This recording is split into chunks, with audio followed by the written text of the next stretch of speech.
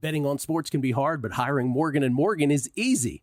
Morgan & Morgan is America's largest injury law firm. They have over 100 offices nationwide and more than 1,000 lawyers.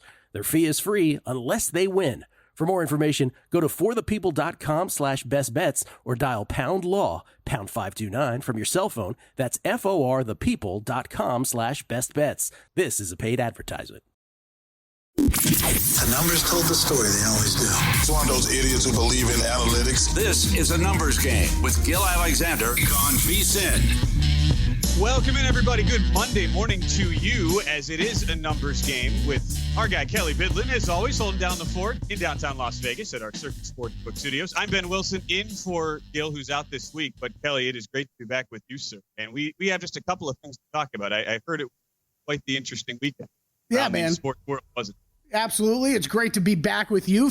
I was trying to remember driving in today when the last time you and I have done a show together. It's been like a whole 5 or 6 months now. It's crazy. It's like the longest it's been. I know. Last time I saw you, you were deep into the punch bowl at a Halloween party. That's basically where we were That's at. right. I'm sure there were a lot of people that felt punch drunk yesterday, though. I mean, I don't know how your day went. At least for me, got some good fortune with a couple favorites who were in danger and pulled it out. At least Minnesota and Miami. Minnesota, it wasn't all that close in the end. Miami, it certainly was, as we'll get to all the games that happened in Week 14. You want to start, though, with a little Circus Survivor talk today, Kelley? Yeah, because it kind of felt like, and this, again, we will normally on Mondays, we have the Guessing Line show with Gil. We will do sort of our mini version of that. We will talk about all the games that did happen and thoughts as it leads into look headlines here for Week 15. But we also need to get to the college football playoff, because that was kind of a big deal that happened yesterday with the bracket reveal, opening lines, futures now out. And we will be joined by Stormy Buonantony, our fellow host, ESPN reporter, coming up this hour, and Chris Felica, known as the Bear, from Fox Big Noon Kickoff in our second hour of the show. So we'll have plenty of college football talk to get to. Just the quick update, though, as far as Circus Survivor goes, 50 different individuals across 52 entries coming into yesterday. So much potential carnage, Kelley. You think about it. Philadelphia could have potentially gone down. And yet, at the end of the day, despite all these favorites who were at one point in some trouble, it was only one single entry on the Tennessee Titans who go down. And you can't help but feel for the individual who had his or her Survivor journey come to an end this late against the awful Jacksonville Jaguars. But we're down to 49 entries across, or 49 individuals across the 51 entries here, Kelley. Titans the only one that went out.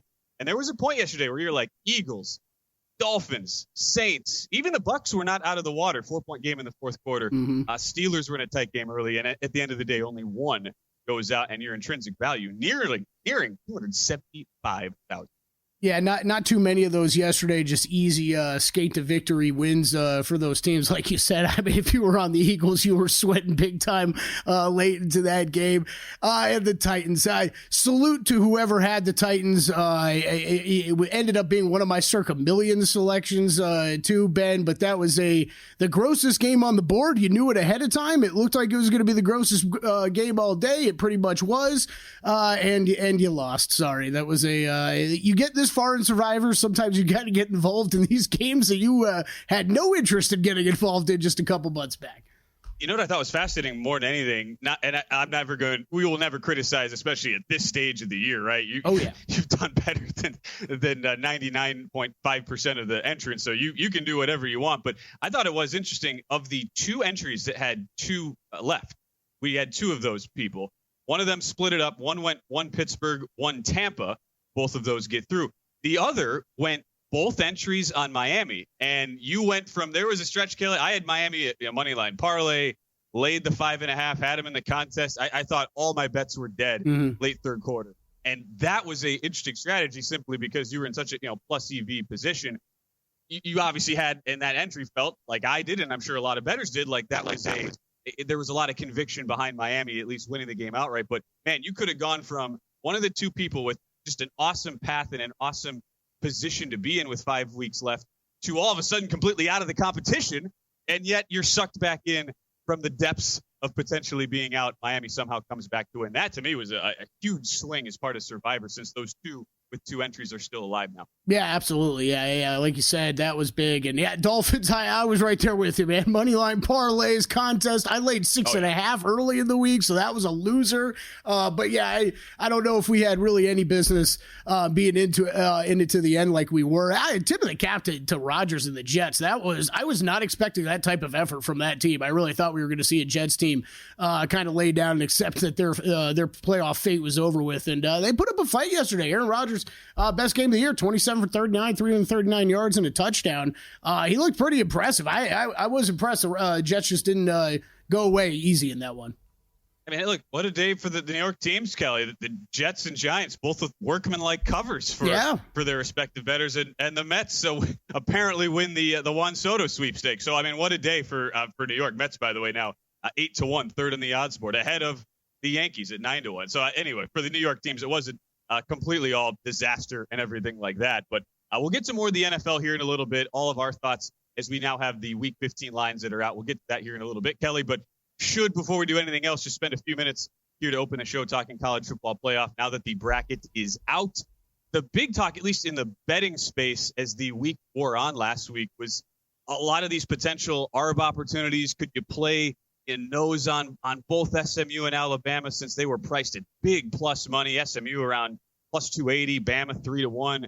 Could you do something with that? And at the end of the day, this ended up being a situation where the loss for SMU that most people thought would knock them out, because in large part because of how close it was, they end up getting in over Alabama as a result. So if you were brave enough and you went out on a limb and kind of went against what the committee was saying, kind of a la like a political sort of campaign, Kelley, where you just did not take what the committee was saying at face value, you got there with Alabama tickets. But I know there were a lot of folks out there who had SMU to miss, and it was the worst possible result that would happen for them, which was close loss. They end up getting in over Alabama.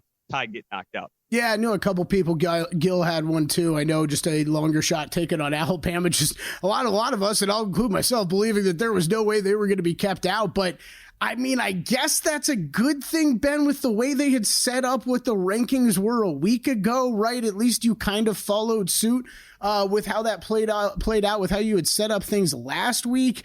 I don't know. This does, as a jaded Florida State grad, Ben, it does feel like this was some of the stuff at the back end of these rankings were a bit of a makeup from what happened last year. And let's make sure we get some teams in. We don't care if we leave out some of the bigger name programs from the SEC. That's kind of what it felt like to me. But hey, we've got 12 teams. It's going to be exciting to get this going just here in a couple weeks. Yeah, my biggest takeaway, especially on the betting angle, and I think a lot of what folks are looking into over these last few weeks were the futures and thinking about, okay, the way things were clearly lining up, the 5 seed was the seed to be in. And the 2 teams that everybody kind of thought would end up in the 5, either Penn State or Notre Dame, depending on the results, well, neither of those happened. And so there was a lot of folks looking, say, Notre Dame futures, who looking at my odds, how this fluctuated. Notre Dame was as short as 8-1 before last week. They don't even play. They do not get the 5 seed as you're watching the bracket. It's Notre Dame hosting Indiana. They slip now to 11-1. And then you get a team like Texas who loses in the SEC title game. By the way, if this game was it last year and it was a 14 playoff, probably a win and in game for the Texas Georgia. And you'd have Texas not in the 14 playoff. And yet, here they are, the short shot to win it all, despite being 4-1 last week. Now they're down to plus 350. So my thing is, if you're going to be betting these futures, we already saw how ridiculously convoluted and back and forth the seeding went by the committee. I don't know, if it's not as obvious, and if it's a situation like this next year where you have not one de facto obvious team to back and a path that is very, very murky. Even if you are, say, a 1 seed like Oregon, I don't know why you'd be getting involved in the futures market as a result of that, even if you could potentially pick off some good numbers, because the bracket dictates so much of this from a game-to-game betting perspective. Yeah, I think that makes a lot of sense. You're right. I mean, you're just looking. I mean, you don't have to know much about these teams to know that there's an easier path going to an Arizona State than going to a Georgia, right? That's going to be true pretty much in every single year that we talk about the college football playoffs. So it's a good point. I think, look, as we do new things in sports, whether it's the NBA Cup a year ago, whether it's this, you're going to learn some betting strategies throughout, as it might take a year or two, and it's always good to be ahead of those things. things if you can, but some of these things play out, like you said, and you kind of live and you learn. Any of these first round matchups stand out to you and some of the numbers that we're seeing on them? You got Indiana at Notre Dame. Notre Dame laying 7.5 and 50. These all from DraftKings here this morning. SMU at Penn State. Penn State laying 953.5 the total on that game. Tennessee at Ohio State. Ohio State laying 7.5, 47 the total. Clemson at Texas. Texas 11-point favorite, 51.5 the total on that game. Yeah, the two that stood out to me, Clemson, Texas, that total opened 53. I still see behind you, Kelley, 52 at Circa. That is one, that under a situation where neither offense has been particularly explosive, and we have seen just how dominant this Texas defense has been. I know everyone will be looking at all the failures and opportunities missed by Texas to put the game away against Georgia when they had the opportunity to do so, but this is still the number one defense in yard per play allowed, one of the best sack rates in the country, even though they don't blitz all that often, still a top 6 sack team, do so much well on the defensive end. I wonder if that kind of gets ignored because of the struggles of a Steve Sarkisian coach team in big games in the lead up to this.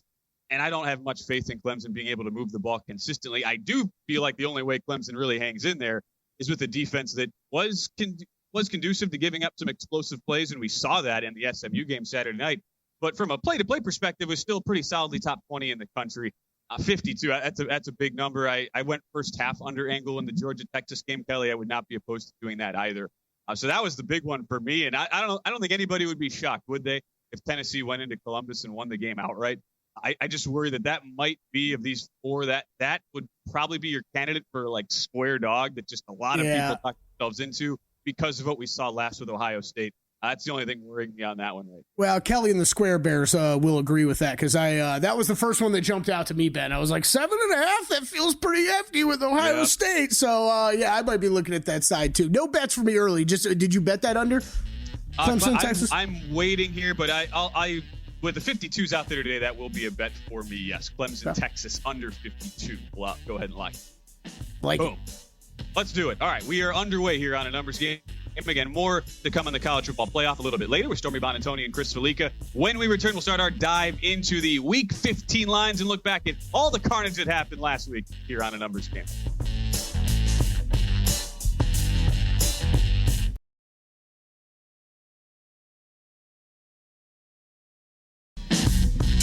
A numbers game on VSiN, the sports betting network. If you're looking to bet smarter, VSiN has the perfect holiday gift for you. You just have to sign up on our holiday special today. You get VSiN Pro access to everything we do from now through May 1st for only $79. That includes daily best bets, betting splits, DraftKings, and Circa, as well as 24/7 video access. All of our betting guides and best bets throughout college football playoff, NFL, college basketball, NBA, NHL, all that kind of stuff. Don't miss out on this limited time holiday offer. Visit VSiN.com/subscribe. Ben Wilson back with Kelley Bydlon, and here in for Gil Alexander for the next couple of days. Kelley, we've got Monday Night Football tonight. The big question everybody wants to know, not will you be betting on the game, will you be watching the Simpsons version? That I still am trying to figure out what the point is, but I mean, I'm clearly not the audience, so I want to know, are you watching that? So what have we've done this a couple times already, right? Didn't we do like a Toy Story one or something as well? Like, I'll probably flip over to it for a couple minutes, but no, I'll be watching the main broadcast overall. Okay. What was the cool ones? The Nickelodeon ones. They got to do more of those. The slime. Yeah. Because then there's like an actual game broadcast with just like slime worked in. I'm all for that. There will be there's a Madden alt one apparently coming up through NBC. So the rise of the Allcast. It's apparently a thing. What is also apparently a thing tonight is people are betting the Dallas Cowboys like they know the final score, which is an interesting strategy to say the least. This just popped 5 at Circa, and actually as we are on the air right now, one prominent offshore just went to 5. Wave of 5s popping up in the market. Cincinnati at one point as high as 6.5 in this game. Consensus 5.5 right now, and 49.5 the total. With Circa just popped up to 50 as well. If you made me bet it, I would take Dallas, just more on the principle of laying points on the road with a team who cannot stop anybody on the defensive side of the football. Kelley, usually not a strategy I like to employ. Yeah, it's just, do you feel confident enough that this Dallas resurgence, which has come against bad teams recently, most notably the Giants on Thanksgiving, and just a slop fest of a game, can that continue against a team who's technically not out of it. I would argue they are, but Cincinnati, it depends really on what network you watch, right? Some of the networks still have Cincinnati in the hunt graphic, like Fox. Others, like CBS, do not. Interesting, at least the editorial decision making on that part of it. But I would lean Dallas, but not one I really had interest in playing here. So it's a stay away for me tonight.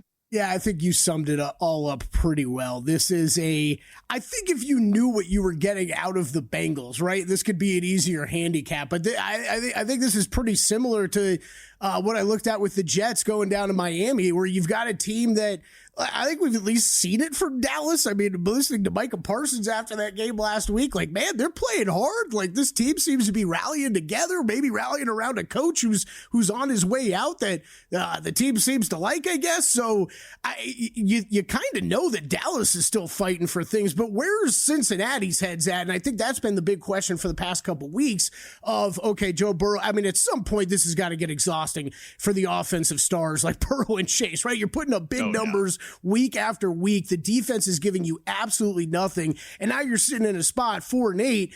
You're technically still alive, but like you said, Ben, I'm not writing them in any playoff pictures here anytime soon. And I think they are likely out of it. So you got to question what the effort level is going to be out of Cincinnati tonight. I think if you knew you were going to get full go Cincinnati Bengals, then you'd maybe be looking at probably at an over in this game is probably where I'd be looking. Otherwise, the only way I could look total or side, like you said, Ben, would be the Cowboys. I understand why they're getting money. It wouldn't be a lot of money, but for me, it would only be a few bucks.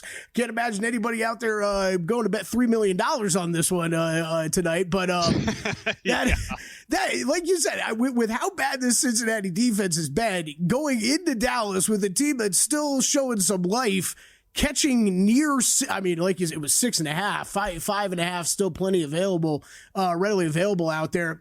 Cowboys side's the only place I could look to in this game. Not a bet for me. Doesn't sound like it's a bet for you. But you know what? Hopefully between the Simpsons and just offenses, we get some fireworks, and it's exciting tonight. There will be some entertainment, yes. Hey, were this 6, if that was the contest number, it would have been, or 6.5. I power rating wise, I made the game 4.5. Would have been in consideration for me. Ended up not getting there with Cincinnati and Dallas there, the Monday night game tonight. The Circa Millions update from this past week, just 2-3 on the consensus top 5. And as we start our look back and now look ahead into week 15, Kelley, with the recaps of what happened yesterday, the 2 of the 3 games that the bettors were wrong in. And I was kind of surprised, at least, that Buffalo was in the Circa Millions consensus, just simply because it was known as the week went on that the Rams were kind of like the wise guy sharp side. And usually when that happens, we've seen this now with the proliferation of the contest where there's a lot of groupthink that happens. Yeah. Not to like criticize anybody in these contests, but it just seems like when a respected side is well known, everybody kind of just flocks to that side. So the fact that not only were the Rams not a consensus, but the fact that Buffalo on the opposite side was very interesting to me yesterday. And then the Bears were on everybody's card, mine included, at +4 throughout the week. Get all the way down to 3 at post. And the 49ers end up blowing them out. So that's our first look ahead for week 15 here. It's the Rams at the 49ers. And I thought that for the San Francisco game, I mean, it was a situation where you could not have asked for a more comprehensive pounding.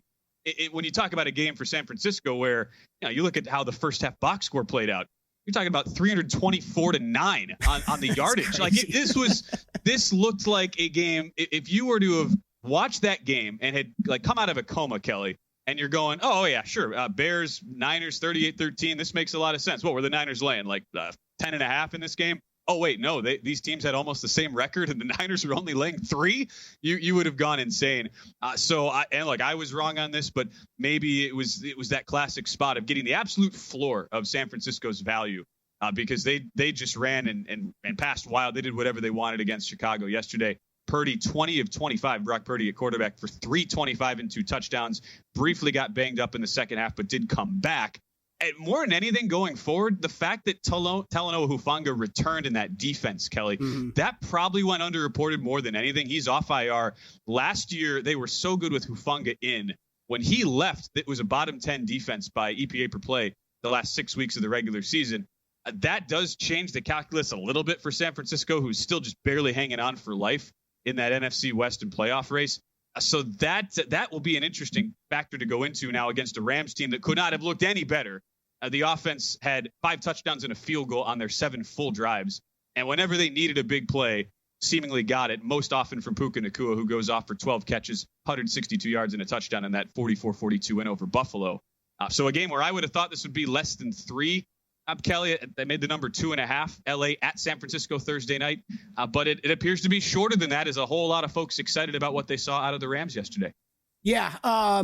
And no surprise there. You're right. This is kind of an interesting game for us to start with, because this is the those were the 2 super sharp sides of the week, right? Was the Bears and the Rams, and I think it's a good example for people at home that if you don't follow this stuff as closely as me and Ben are on a weekly basis, like, hey, do the sharp guys always win? No. Sometimes they lose and lose badly, and that was the Chicago side. Meanwhile, the Rams, like you said, looked great yesterday. I know a lot of people were all over that one. In San Francisco, man, this NFC West is exciting, Ben. Like, I'm getting kind of giddy about it. It's been building for like the past couple weeks, trying to figure out how good all 4 of these teams are. I think that's what it's been the past few weeks. Gil and I have discussed it a bunch on this show. I think they're all 4 pretty good, but none of them are great and none of them are awful, and it makes a really exciting division race pretty fun heading into the end here. You're right, San Francisco completely not out of it. I think the Rams putting on that display yesterday, impressive, while maybe not completely shocking. I'll say the biggest thing I took away from both those games, though, Ben, is if you told me the Bills were going to lose and Josh Allen's MVP odds were going to get even shorter, I don't know if I would have believed you, but that's how impressive Josh Allen was yesterday. Three touchdowns on the ground, 3 through the air. He was amazing in that game, even in defeat. But yeah, Rams Niners Thursday night. Once again, we get another great Thursday night football game. I haven't bet anything here yet. I think, though, after you've seen this Rams offense, and there's still those lingering questions for me, at least, over the 49ers and what this team's looks like with all the injuries that they're dealing with. It's a lean Rams, but not on the straight side. This is, you know me, this has got 6-point teaser written all over it. I haven't done anything with it yet. I want to see where this game kind of moves, because this is one of those, I don't know about you, Ben, I'm not sure where this moves over the next, over the next few hours, where we usually see a lot of movement in the NFL market with the games, or even over the next few days as we learn about the health statuses with some of the guys on the San Francisco side. But I do have a feeling this will be a LA Rams teaser side for me. I see a couple books now down to 1.5. So 1.5, 2 for the Thursday night game. Well, we'll talk more on the Buffalo side, because the coaching malpractice at the end from Sean McDermott in Buffalo, we do need to talk about when we get to that marquee game, Buffalo and Detroit. Yeah, it's sort of like, on the one hand, you have a Rams team. Was that just a bad situational spot? It certainly felt like it was for Buffalo. Did the Rams just take advantage of a Bills team that the defense at least completely no-showed? But on the flip side, was this a San Francisco performance completely propped up by just a dead Bears team that did not get the bounce we all thought they would from an interim head coach? Those are the 2 factors at play. No play for me, but it is a huge NFC West battle. Seahawks now -110, Rams +160 to win the NFC West. Cardinals dipped to 7-1. Niners not technically dead yet, 18-1, after they get a little bit of life yesterday with that 38-13 blowout win over the Bears. We'll continue our looks into the opening lines for Week 15. Take a look back at all the craziness that happened yesterday. There's one game from MetLife that we'll talk about in a little bit that was awfully wild. We'll do that next here on A Numbers Game.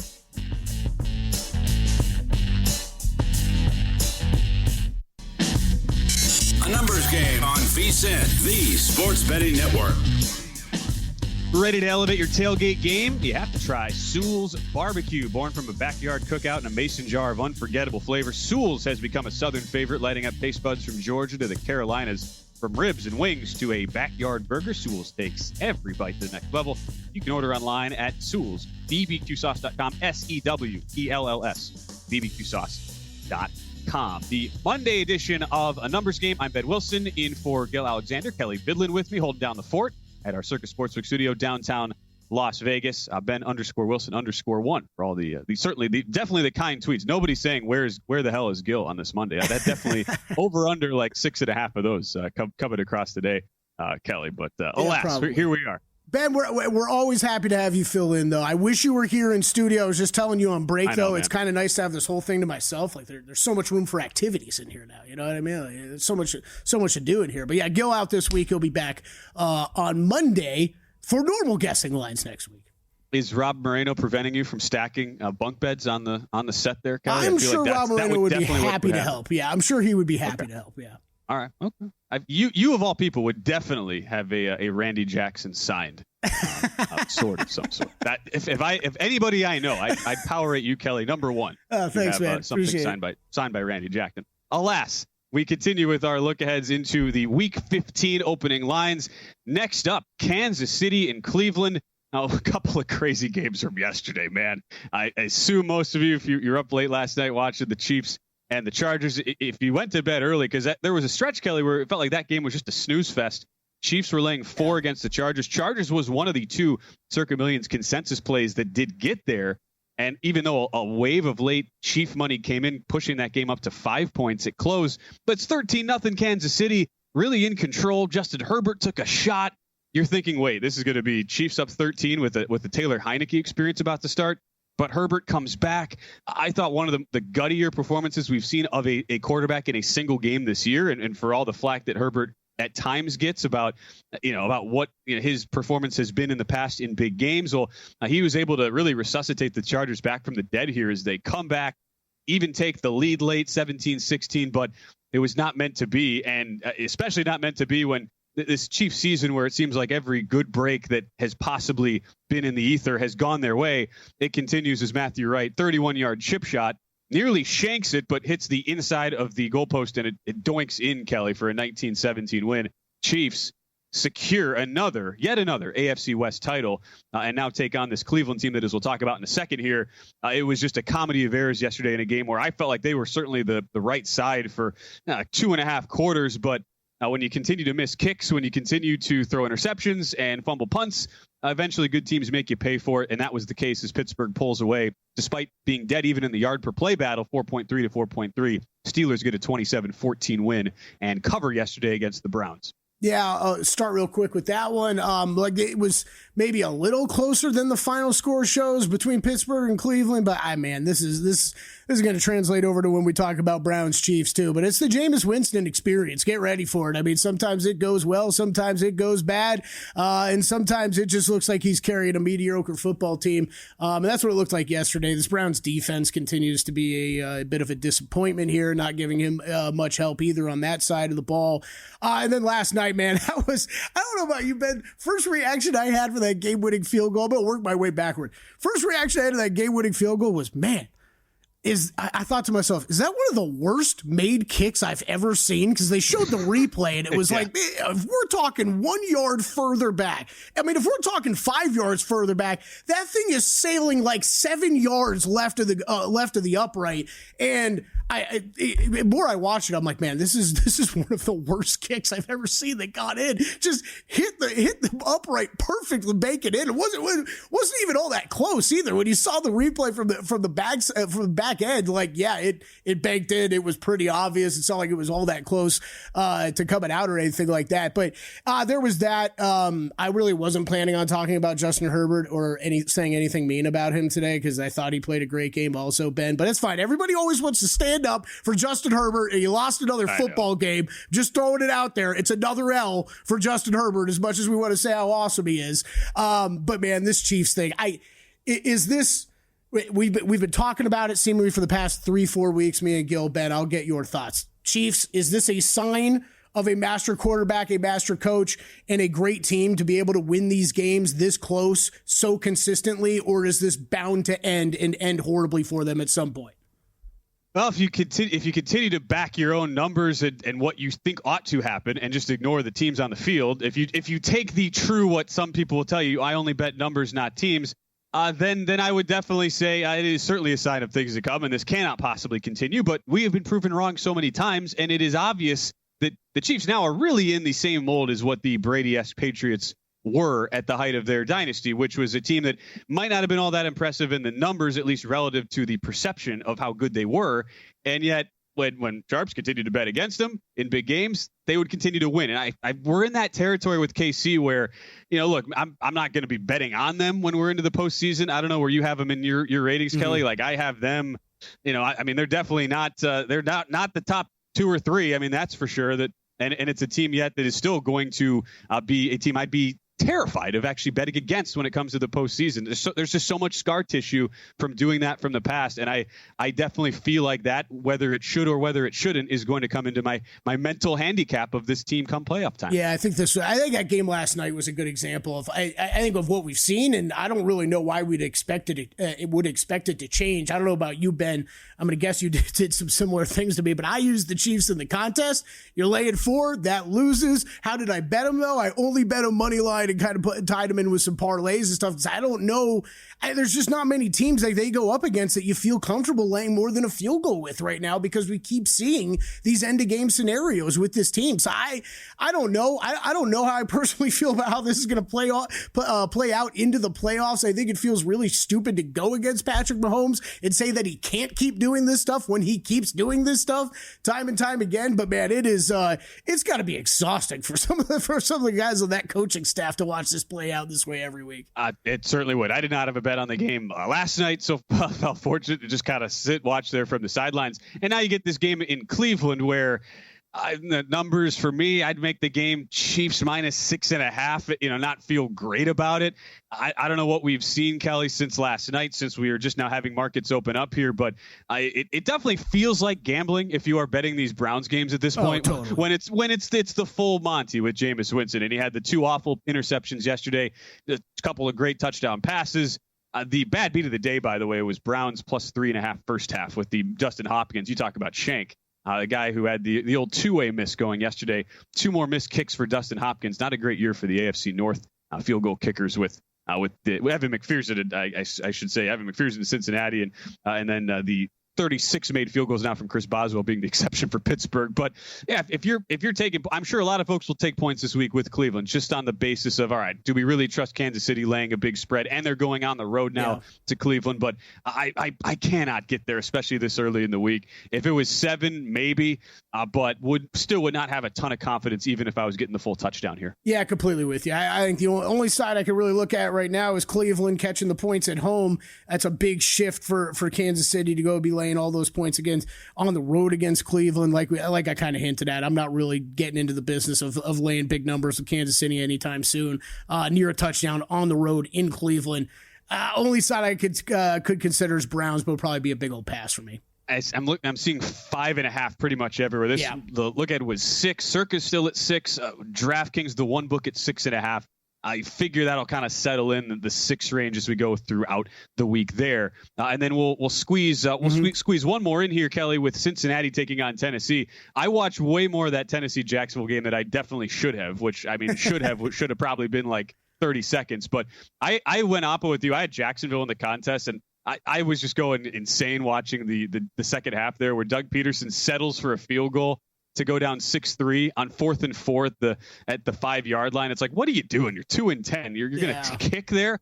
I was all for it as someone who had Jaguars +3.5. The Titans continue this miserable season of games they were either very much live in, or at least felt like the de facto right side in from a spread perspective, end up losing the game, stuffed on 4th and goal at the 1-yard line after a 90-yard, 8-minute drive, 4th and 3 incomplete at the Jacksonville 9 with 1:15 left. To only have 4.4 yards per play against the Jacksonville defense, dead last in pass D, unable to make any adjustments all year for that Ryan Nielsen unit. It was basically the Titans season in a nutshell, was it not? Now they host Cincinnati, who we're yet to see play, obviously, as they go tonight. Yeah, this was a gross game yesterday. We were making fun of it last week. How much would you'd have to be paid to watch this game and this game alone on Sunday yesterday? And it sure felt like that 10-6 thriller there in Tennessee.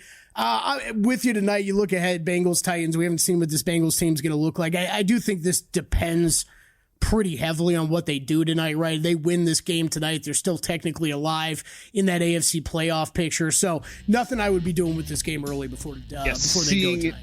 5.5. I make the game 6 at least just with my numbers coming into the week. But like we talked about in the Monday night game, would I feel comfortable laying margin with a Bengal defense that's just god-awful? No, I definitely would not. See how that plays out tonight. On the other side, we'll switch it up. Goes to some college football reaction. Our pal Stormy Buonantony joins us in studio right after this here on A Numbers Game.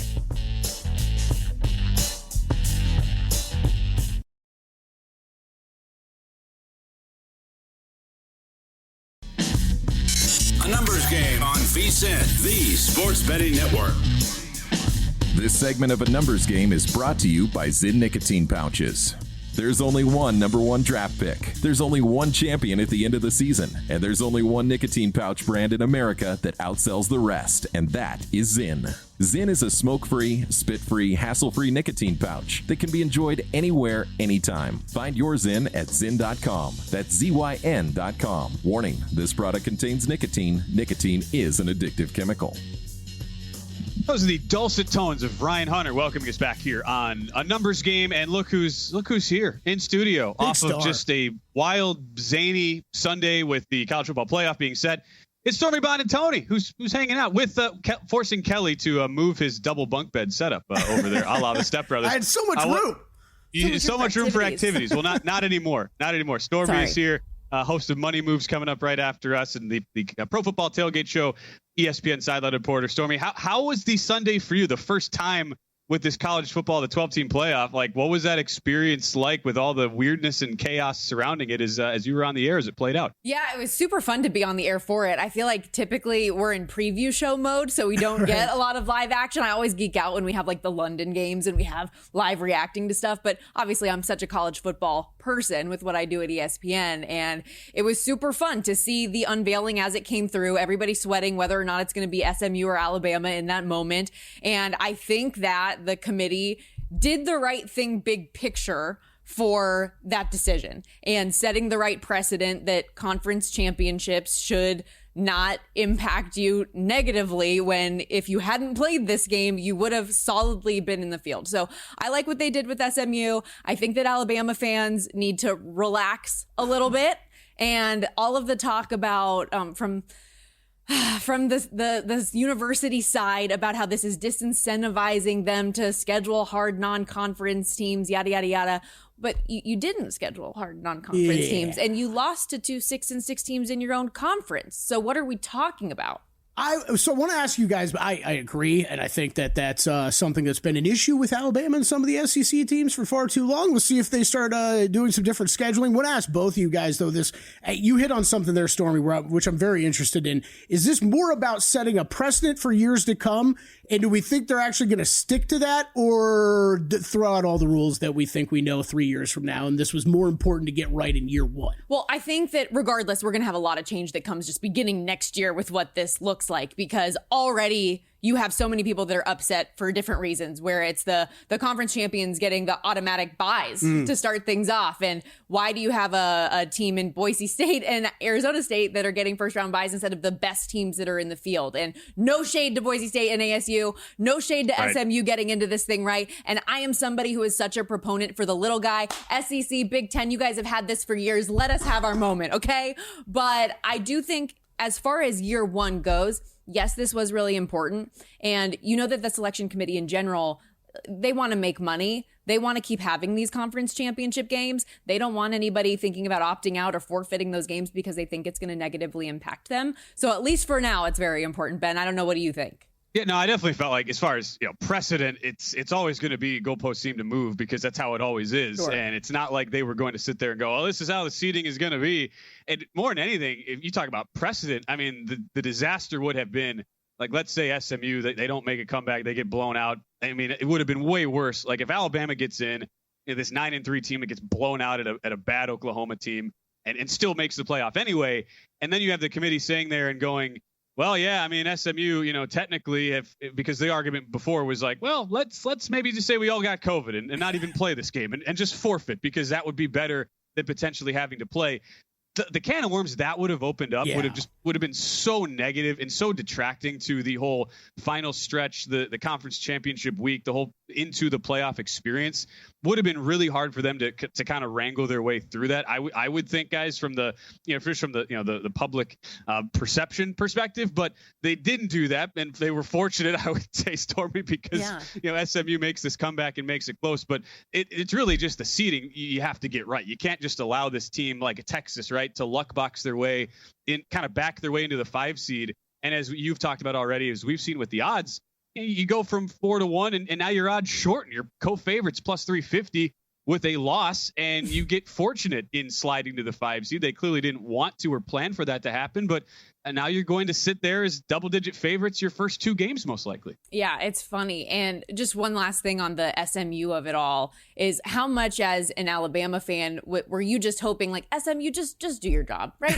just finish this thing. Yes. And then the whirlwind of emotions that you're probably having during that ACC championship game, you're like, okay, well, Clemson's going to blow them out now. So just make this a huge margin of victory, so it's no question SMU doesn't deserve to be in the field. Then they claw all the way back. You're like, okay, now just please win then. Just like come all the way back and finish the job. So just a crazy whirlwind of emotions there. But as far as the bracket lays out in general, there are a couple spots here that I think are really interesting, most notably that your top seed in Oregon actually has a pretty tough road compared to the team that lost to them in Penn State. 100%. And looking at some of these odds now, the Texas the Texas spread, it's just funny. You look now at Texas laying 11 against Clemson. Clemson was 0-3 against top S&P plus top 20 teams, and most of 2 of the 3 games were complete blowouts. So you understand power rating wise why Texas is so high. I wonder, Stormy, on the SMU front, where they were the team most heavily talked about in the lead up, especially the past week here with the 12 team playoff being set. They go to Penn State, who have just been horrendous in these big game scenarios under James Franklin. Happens again in the Big Ten title game over Oregon. Could not get a stop for a team that prides itself on defense. Market has gone up here on the Nittany lines. It's out to 8.5, opened 8 in most places, and now we're seeing even DK up to 9 here. I can't help but wonder if SMU is the team that a lot of folks come in on and just sort of auto fade simply because the resume was so much weaker as far as these Power 4 teams compared to the rest of the teams in the field here. How do you feel about how they are actually going to look as that team that could have been the most disrespected team and left out, but maybe the market just continues to disrespect them even though they actually got in the end of the day? I mean, keep letting it grow and then I'll come in on the other side maybe here with SMU, because I don't necessarily think that they're this easy out that everyone is assuming them to be, and that Penn State is this massive step up in class like maybe some of these other teams would be. I have been someone who's been saying for a while about Penn State's defense that is so highly touted and how amazing they are that they're a little bit fake. And you look at the offenses that they've played throughout the course of the year, then when they finally do play a good offense, and let's say USC, for example, they gave up 30 points in that spot. And then against Oregon in the Big Ten championship game, they get exposed. And I'm not saying that SMU is Oregon offensively or that Kevin Jennings is Dylan Gabriel, but I don't think that it's just a game where Penn State's going to come in here and walk all over them either. Sure. I completely understand. It leads me into thinking about these 4 spreads here. Stormy Buonantony with us in studio talking college football playoff, the 12 teams that are out now. And the 4 games that we'll have December 20th to 21st, all line anywhere between 7.5 to 11. And I can't help but think, though, there's going to be so much underdog money coming in just in general with these kind of the sour disposition of where so many of these favorite teams are at, especially Penn State with what we saw last, Texas, Ohio State with what we saw last, and even Notre Dame, who was not all that tested down the home stretch of their season. The first team into that playoff of the 4, Stormy, underdogs, which would surprise you the least were they to pull an outright upset? That's a good question. Okay, it's like we'll borrow it from the Megapod, which you made your outstanding debut on a couple weeks ago. Which are the favorites most likely to lose outright? We'll just flip it around that way. Yeah, this is a tough question because I feel like these favorites are going to win. Like, just something in my soul and body and mind tells me that the favorites are going to win the games. Whether they cover the big spreads is another question.